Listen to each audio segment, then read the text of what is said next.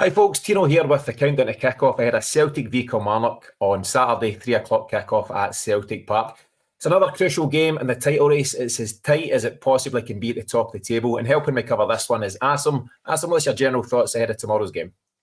It's exciting, isn't it? It's maybe not the kind of exciting we probably wanted. A couple of months back, we didn't anticipate being in this situation, but we are where we are. But it's at that stage where you literally every game, every stage of the game, normally a typical kind of home game, if you're a couple of goals up, or we've not even been in that situation for a while, but if you're two or three goals up and there's 10, 15 to go, the game kind of peters out. But regardless of the scoreline tomorrow, you know that it's going to count right to the end because it is pretty much at that stage now where it's neck and neck, and every goal counts, and everything is just heightened, and the kind of tension and nerves even more. But I'm looking forward to it. I think it'll be a tough test, but one that it'll really. I think we'll get a good indication of where we're at, given how the kind of performance and result goes tomorrow, I feel.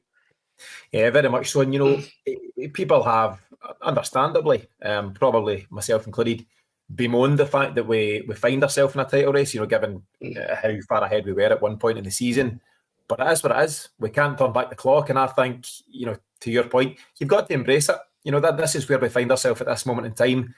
And yeah, of course, Brendan Rodgers and the players have got a job to do. We've got a real part to play, Asim, and it kicks off again tomorrow at Celtic Park. I think the fans, will be vital in hopefully getting Celtic across the line here. What about the players themselves? I thought it was a pretty decent performance, not a sparkling performance, but a decent performance last time out there against St Mirren in the Cup. How do you think they'll be feeling in general at this moment in time? Yeah, I've spoke about it. Wins kind of breed confidence, even if the performances weren't great, and that's why I think the manner of the Hibs victory, despite how bad the performance was so key because you could see the celebrations at the end, and then the St Mirren one was a definitely an improved performance. Again, like you say, there was definitely concerns in there still, but it was an improvement, and it's kind of similar to the run we had pre the winter break. Gradually, the performances got better, didn't they? It was. I think we had the Livingston at home, which wasn't great, but it was got us back in winning tracks. And then you Yeah. had Dundee away, the Derby win, and then the St Mirren one, which was probably the peak of the bunch. So you're kind of hoping we kind of go on a similar run again now, where it's just gradually better performances. And as much as we're at the nitty gritty, where it is all about results, part of me does think the performance is quite important as well now, because you want to see us really have an intent. And if we keep struggling to even have that, then that's where the concerns come. But I think the signs were there in the St Mirren game that there was an improvement, and you've touched on the players there. I think they'll be feeling a bit more confident. First time back at Celtic Park for a while, so you just hope that there'll be a bit more of a positive atmosphere, and I think there will be. And if the fans are in good voice and the players give us something to sing about early on, you really hope that we can kick on. And look, Kilmarnock's going to be a really tough one, but I want to see us really, really pepper the goal right from the off, and start with a serious intent tomorrow. Yeah, and I think you're right in terms of, let's hope the fans, unified are at it from the start. And on that note, I just want to highlight something which a lot of folks might have seen on social media. So the Green Brigade posted something out, I think last night, and I'm just going to read it out just to explain to it all. So Celtic stands with Palestine. As the Gaza genocide continues shamefully unabated, we invite the Celtic support to join us in song to commemorate the 30,000 lives lost and the millions struggling on. Grace is a song of love, hope, loss, pain, steadfastness, resistance, and freedom. Join us at the start of the match to pay tribute to the fearless people of Palestine. And I think that's a great thing, Asim. I think, without getting too dramatic, peaceful protest has got to be encouraged. And I'm not going to get into the detail of what's going on out there just now. I know you spoke brilliantly, actually, on Al Jazeera recently, and that was quite a powerful episode. It's well worth checking out if anyone wants to have a look. We'll link to that as well. You've obviously got strong feelings, as have a lot of the Celtic support in terms of what's going on in that part of the world. But this is the Green Brigade, I would say, at their best. This is a really good thing. It's a really positive thing. And I think it will really set the tone at the start of this game tomorrow. Yeah, 100%. For all they come under a lot of criticism at times, but you look at some of the work they do and involved in charities, food banks, things like this. It's just about gestures. It's about making their voices heard and letting people know that they're showing their support and solidarity. So 100% fully commend their actions. And yeah, it's a lovely song. So hopefully the more people that can get involved in that will be great at the start of the game. And then obviously we can, get on, focus on the football after that. But 100%, I've said it before, and you mentioned the Al Jazeera episode and on other platforms as well. I've spoken openly about it, and I don't shy away from it. It's something I'm passionate about, and I'm proud. I'm proud that there's a large amount of the Celtic fan base, and particularly the Green Brigade, who kind of front and centre of that, stand up for these causes. It's what made me really support Celtic even more so as a kid growing up, learning about the history of Celtic, learning about the things that they stand up for. And it's something that I happily kind of rejoice that I'm proud to be a part of that Celtic family. So yeah, tomorrow will be a great moment if that goes ahead. Yeah, great to hear that, Asim. And I think it could be a pretty special, pretty poignant moment. So right at the start of the game, everyone encouraged to join in and sing in grace.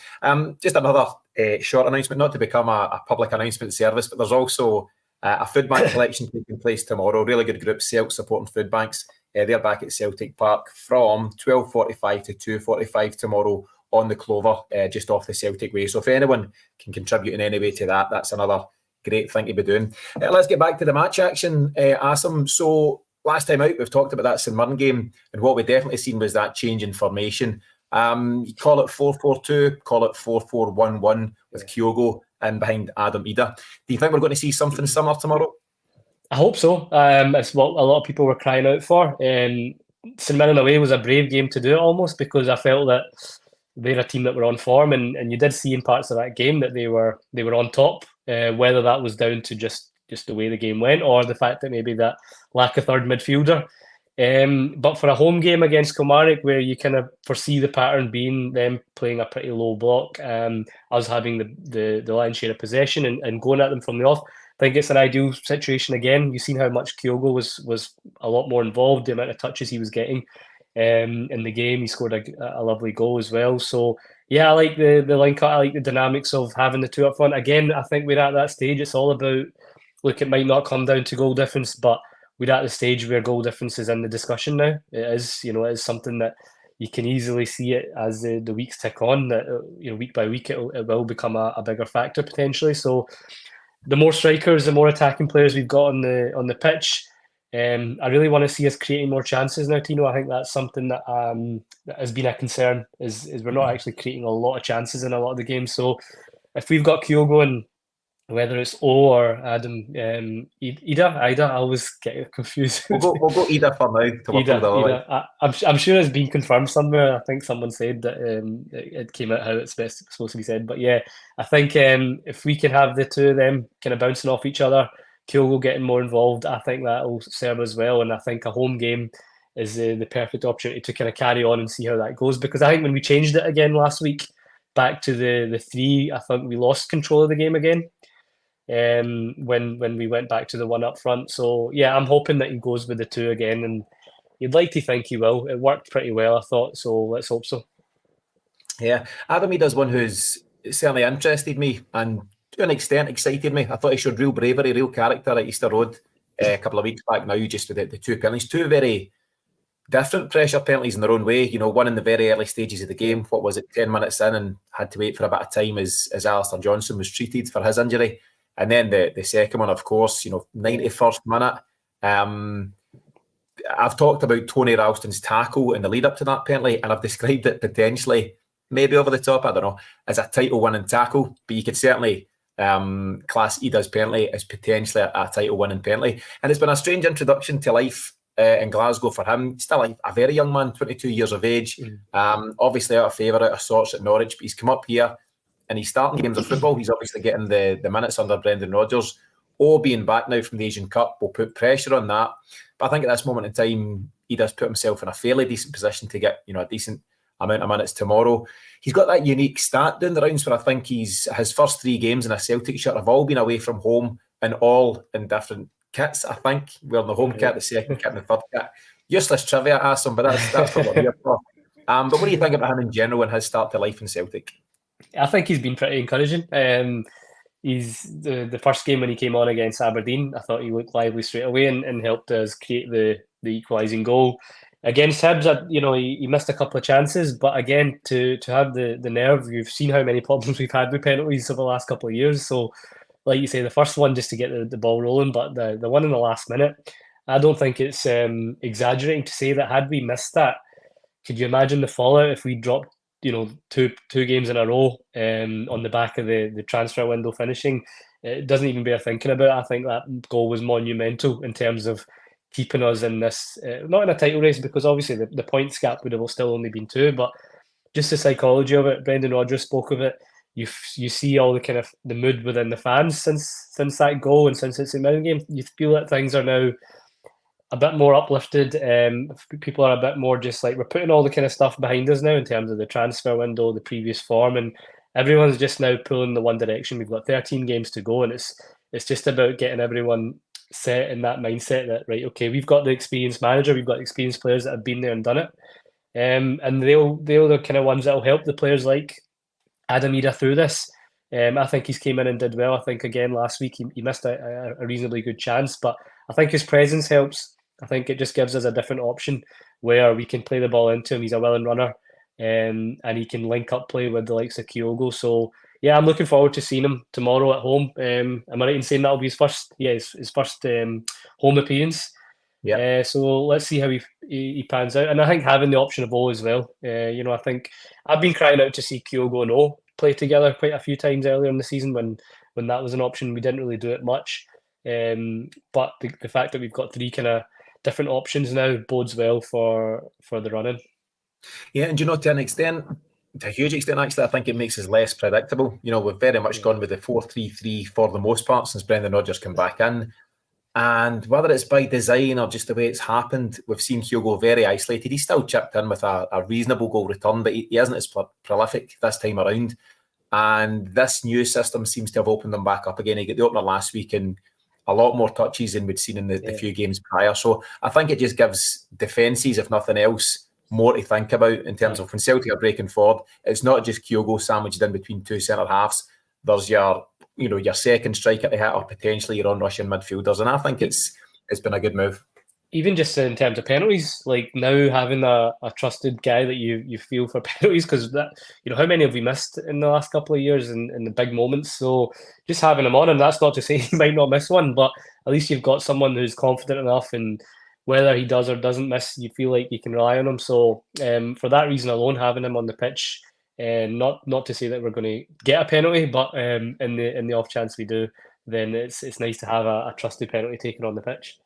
Sure it is, and he's tucked those 2 away with real confidence so far. And I think as well, just from his personal point of view, real big moment for a young Irishman to make his first appearance at Celtic Park. So good luck to him. Hope it's a big day for him. Let's look at the lineup in general, Asim. So not confirmed just yet, but the suggestion certainly has been that Greg Taylor is certainly available for this one. Bernabei is a guy who, I don't know if he divide opinion, or do most folk think he's not good enough with a small amount of folk thinking he is? I'm not sure, but there's certainly different opinions doing the rounds. He done okay at times against Hibs and okay at times against St Mirren. There's a lack of consistency with him though. There's certainly a lack of defensive savvy. He doesn't seem very defence minded. So what do you think we're going to see? Does he retain his place, or if Greg Taylor's fit, does he come right back in? In terms of Burnley, I'm not sure he divides opinion. I think everyone's pretty set now that he's had a couple of years and he's not really done enough to cement a. Well, maybe he does divide opinion as I'm saying that. I don't think he's done enough to want a regular start or to be trusted. I actually thought he was good against St Mirren. I've seen some stats doing the rounds of just how erratic, and I think that's the word to describe him, his performance was. He does some things really, really well. And then other aspects, he's the worst player on the pitch for. So, defensively you worry about him. But the issue is, in a lot of our home games, at least, you'd like to think we're going to be on the front foot. And I thought offensively last week he was pretty good against St Mirren. He travels with the ball. It's probably his biggest strength. He can travel with the ball pretty well. But if Greg Taylor's back, he for me definitely comes in. I think he was coming into a bit of run of form before his injury, actually. He hasn't had the greatest of seasons compared to last, but I I think the 3 or 4 games before his injury was probably his best performances. And I just think he's a trusted, experienced player who, again, has been around the block. And I think the more of them we've got in our starting lineup in the last 10, 12 games, the more important it is. Just having the likes of McGregor, Taylor, Hart, CCV when he's back, Matt O'Reilly, can make all the difference. So if he's fit, and I don't know when the press conference is, I think it will be in the next maybe hour or so. So hopefully we'll hear an update soon. But if Taylor's fit, I'd imagine he'd come straight back into the team.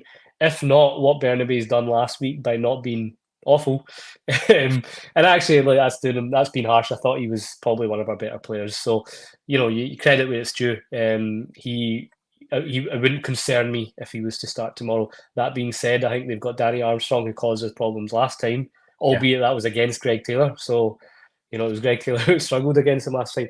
But you'd like to think we've learned our lessons from both our defeats at Rugby Park against Kilmarnock. So whoever comes in tomorrow, you'd like to think we're in a better shape than we were in that game. Yeah, I think so. And you're right to highlight Danny Armstrong. I think he's actually one of the best forward players in the league. I think he's very effective. I think he'll go to bigger and better things. And whether it's Greg Taylor or Bernabe, it's one that Celtic really need to look out for. You were laughing at the comments. So San Fran Celtic on screen just now says Bernabe must start, which is fine. That's all good. Not sure everyone agrees, but I'd be more inclined to lean back towards Greg Taylor if he's fully fit, and we'll see how that goes. On the other benefit with Taylor maybe coming back in is in the midfield. Then, if we are playing Ida and Kyogo, it kind of makes up for that, because Greg Taylor ends up playing as a midfielder and helps out McGregor and O'Reilly on the ball. So that could be something again which works in our favour if we're going with that formation tomorrow. Yeah, you've got Taylor who naturally inverts. I think he can't let it go. It's the muscle memory from his time under Ange. He just naturally drifts in and takes part in the midfield. You've got the more advanced version of that with Bernabe. He just drifts wherever he wants. He ends up at right wing and centre forward and all over the place, but such as his want. So on the other side of defence, Tony Ralston looks like he'll continue to deputise for Alistair Johnston for some time. I've not actually heard a formal update, I don't think, on Johnston, and hopefully he's recovering well from that head knock. I mentioned during the week we took a clip from our weekly show which highlighted the fact that, in our opinion, I think it was my own opinion, that Tony Ralston, Stephen Welsh and Callum McGregor, 3 academy graduates, I think played a really important part over the last couple of games. It's not all about skill and ability, which is a huge part of football, of course it is, but sometimes you need a bit more. Sometimes at Celtic you need a bit more. And I think these 3 guys, along with Joe Hart, who I think has been excellent, they've been the real characters that have stood up to be counted and showed that desire that you need to get across the line sometime. Yeah, it's, Ralston, again, he is probably someone that divides opinion. I think he's been a very able backup to first Juranovic, and then almost there was a point where people were arguing that Ralston should be our first choice right back during Ange's first season. And then even with Alistair Johnston, I think whenever he's came in, he's done a good job. Whether he's good enough for us to be a regular first teamer and take us to the next level is up for debate, and I'll probably argue otherwise. But the tackle was exactly the kind of thing that we need to see. It's exactly like you said. It wasn't even 50-50. I think it was James maybe that mentioned it in your podcast, that it was 80-20 in the other person's favour, and Ralston, that kind of commitment and determination. Again, like St Mirren last week, you see the likes of Scales and Welsh celebrating blocks and clearances. It's going to take that kind of stuff now. It's small margins, so every little tackle, every little kind of saving challenge, and having those kind of leaders and players that have been around the block that know Celtic, know how important this is. That's what we need right now. We need players, and I think that's where McGregor is going to really kind of see us through the line, the likes of Hart and McGregor, because there's no margin for error now. Every game is huge. We have to win every game pretty much, and I just you kind of get a bit of reassurance with those kind of players in your lineup. Ralston, McGregor, Hart, even Taylor. Just the fact that they know how important it is, and they'll like the likes of Palma in front of them, or Bernardo, other players that are maybe new in the door this season. They need the kind of leaders around them to highlight and let them know that there's no slip-ups allowed now. Yeah, and I'm quite assured and quite happy, to have these players in the starting lineup at this moment in time. Not sure if it's yourself, Asim, or one of the other guys on the show saying that, hoping he's okay, of course, from injury, but it could be a bit of a blessing in disguise that Ralston comes in at this time, just to bring the kind of grit and determination he brings. There's a debate over whether he's technically as good as Alistair Johnston or not. I don't think he is. Others think he absolutely is, and that's all good. His crossing ability as well, I'd say, is probably one of the better players in our team with crossing. And again, if you've got the two guys up front now, and if you're looking for different ways to break teams down, which I think we really need to do now, it's not just going to be the same old that way we've been playing for the last 3-4 weeks. If we're getting balls into Ida, things like that, again, Tony Ralston can whip in a good cross. So yeah, for me, it's, obviously wish Alistair Johnston the speediest of recoveries, and he's an important player for us, but it's not a major concern for me that Ralston's in deputising. Yeah, agreed, and looking forward to seeing Tony charging about down the right-hand side tomorrow. We'll go with the assumption that Welsh and Scales are the centre-half pair in form now. Carter Vickers hopefully not too far away. I think he's been back in the training field for around about a week or so. We know he's first choice centre-half, but we'll need to wait to see when he makes his return. We'll get to the midfield. So obviously, if we're going on the basis, Asim, of this 4-4-2, it's more than likely to be Callum McGregor and Matt O'Reilly. But who do you see being the guys either side of them? I would like to see, I think Maeda will start, but I don't think Maeda's effective on the right. Tino, I think he's much more effective on the left-hand side. So where does that put Palma then? I would probably give Kuhn a start, but I thought he came on and looked lively, but we've not seen enough of him really. It's a tough one. The reason I'm putting him in is because I would like to see Maeda on the left, and then for me, that would mean who would we put on the right? I thought Yang actually looked lively as well when he came on. The good thing is we've got a few options again. The frustrating thing is we've not got anyone that's really, really made that position their own. And I think that's been the problem in a few areas this season, which is why we've led to the kind of inconsistencies. Nobody's really came in and said, right, that's my spot and I'm not giving it up. I think we'll see. What I think we'll see is probably Maeda on the right and Palma on the left again. I think he'll start with the same team as last week, barring maybe Greg Taylor in. But personally, I would like to see what Kuhn can do on that right-hand side. It's a home game. He's a type of player that can beat a man. Well, we've been told he's a type of player that can beat a man, and he showed it in flashes, but the Hibs game was really disappointing where I just didn't see any of that at all. You think maybe a home game he might be able to bring that, but we need to start seeing him soon. We brought him in as a kind of guy that will come straight into the first team, didn't we? When we signed him in January, that was the kind of talk that this guy's, this is not another kind of squad player. It was someone that we were going to see a bit of. So I'm hoping he can come in. But the thing with Palma, he's always good for a goal or an assist. So I can see the argument for both. But the reason I'm veering towards Kuhn is just because I don't think Maeda really brings much to the table on that right-hand side. Yeah, so potentially Maeda on the left-hand side and Kuhn on the right. I think you're right. Certainly, we're not writing Kuhn off as much as we were critical of his performance at Easter Road, because it was woeful. There's no dressing it up. It was a really poor performance. But you've got to take into consideration the bigger picture and arriving into a new country and getting thrown into the deep end and everything that goes with that. I think it's clear the guy's got talent, but whether he's ready just yet to bring it to the party remains to be seen. But you're right, Asim, what Brendan Rodgers certainly has now is options that he didn't have even just a few weeks ago. Yang's back, agreed, looking pretty sharp there against St Mirren last week. Kuhn will give an option, Maeda gives an option, Palma. Less said about James Forrest, he's drifted out the picture and I don't think he'll feature, but in terms of the other four, there's calls to be made there, isn't there? The thing with Yang, if you remember, what game was it? It was I think it was Aberdeen at home, and he started brilliantly. I think that's probably his best performance, and I think he got in a goal, and he was really taking players on. And again, I'm trying to look at the way I want tomorrow to go. I want a really fast start, and I think that'll be the message that Rodgers will be sending out as well. Enough of the patient build-up now. I think we need to kind of it needs to be intense. It needs to be shots on goal. It needs to be constantly quick throw-ins, quick corners, making these teams that like to have time to get into a low block, get into shape. You know what Derek McInnes is like. He'll drill them well. We need to make it difficult for them. So see our patient build-up. It's not really what's going to hurt them. It has to be quick. And I hate to go back to it, but it has to be Ange ball again for a while. Brendan needs to park away any ego about his different style of football and think about what's going to work best for this run-in, what's going to get us the most chances on goal. And I think that's going to be quick football. So again, it's good to have options. And while I'm even debating it with you, I'm kind of going through different ideas in my head. Maybe Yang, because one thing that Yang's got, he might not be consistent with his output, but he's direct. He really runs at players and he gets them going backwards.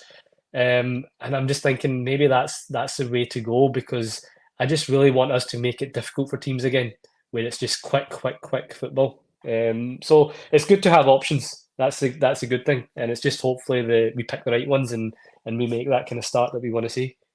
Yeah, definitely. Just very quickly before we take a quick glance at Kilmarnock, we've obviously seen Kyogo in behind Adam Ida last weekend.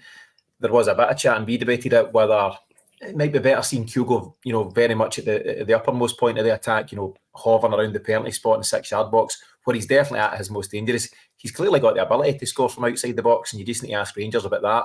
And he's obviously taken that one at the weekend from the edge of the box against St Mirren. But would you prefer him outright up top with Ida behind, or what's your take on that? I think it depends on service. Kyogo's brilliant up top, right at the top, if he's got the service. And the problem this season has not been the service for him. So it's why we've now got into the position where he's coming dropping deep. And I think the thing with Kyogo, he's a good footballer. I think it's sometimes overlooked. He's actually a very technically good footballer. You've seen that last week. You've seen it against St Mirren at home. I think he linked up well for O's goal in that one a few months back. He can play that role pretty well. He's quick with a 1-2. He's sharp. He's constant on the move. So I don't mind seeing him as a number 10. I don't think it's his best position, because I think he's a lethal finisher if you give him the service. But given that we've not really been able to get him that service, then I do feel that when he's playing further up top, he becomes more isolated. Again, we've got the option tomorrow, if we play the two of them, they can play almost joined rather than as you mentioned it earlier, 4-4-1-1 is what I seen it as last week, rather than the two. We've got the option tomorrow to do that. Bigger pitch, more space for maybe Ida to drop sometimes and then to kind of rotate that position.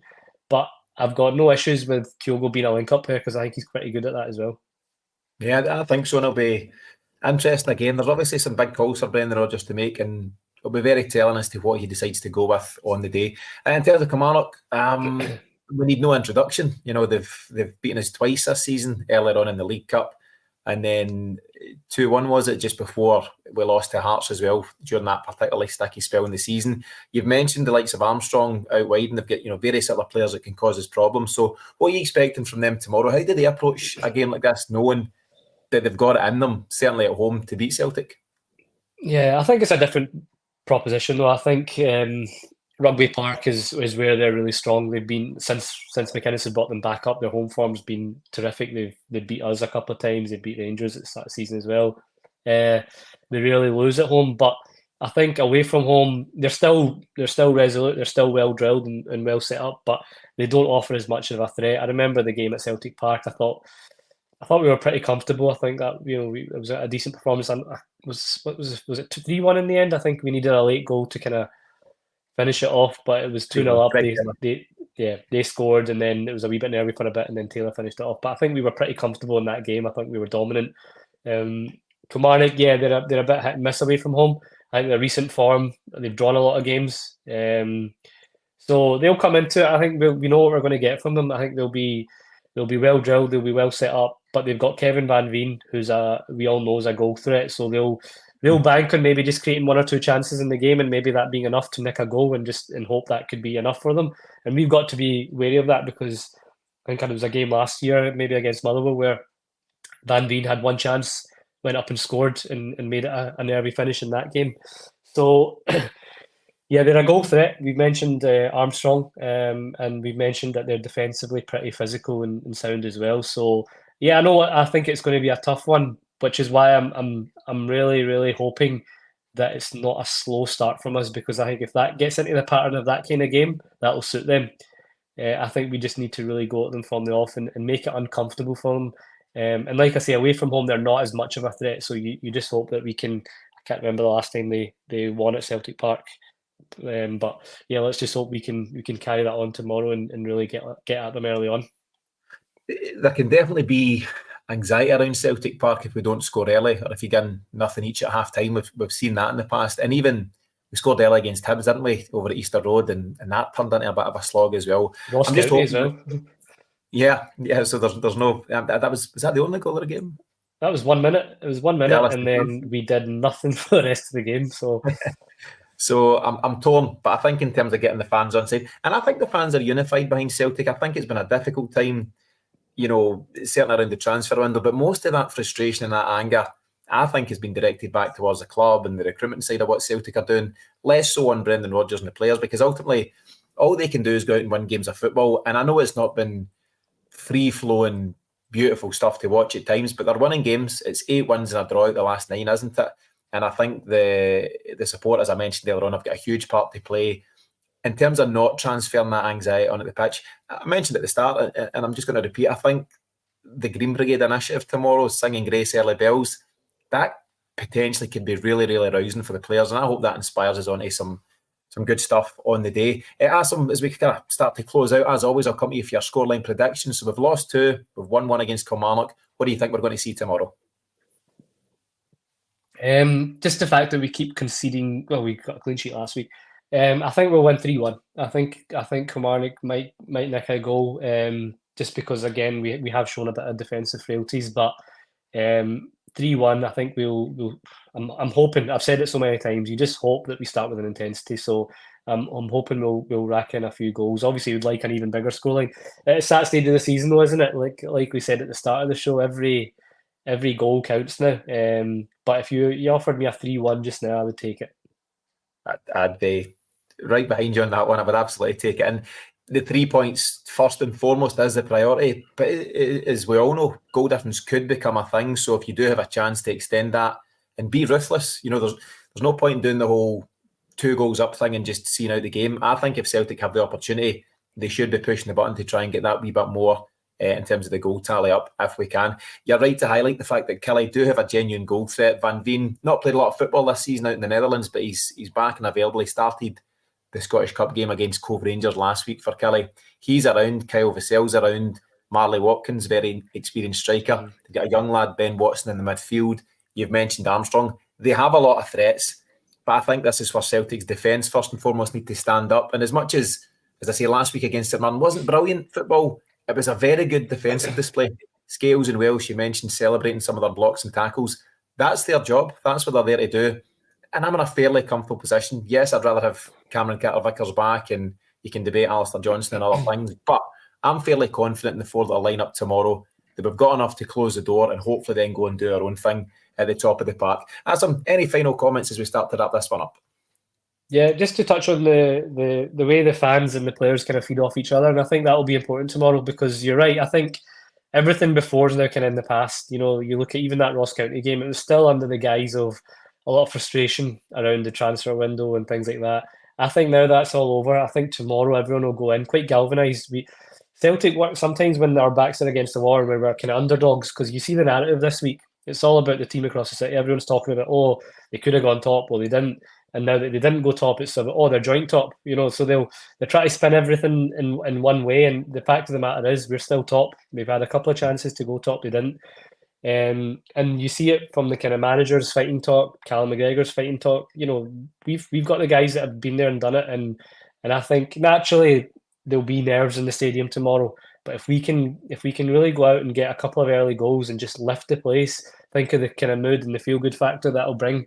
And then we put the pressure on to our rivals for the following day. So, 3 points are the most important thing. But I think if we start well and things go well early on, it could be quite a significant day for us just to really, really put out a statement victory. Yeah, 100%. It's a big game to look forward to. Vital 3 points at stake. That's the most important thing. But I think, generally speaking, the fans are going at this in good spirits. I can hear you're excited yourself, looking forward to Asim, as am I. So hopefully a big day for Celtic against Kilmarnock. Thanks to Asim, as always, for joining us here on the show. Thanks to everyone who's joined us on the live, as well as anyone tuning in on podcast.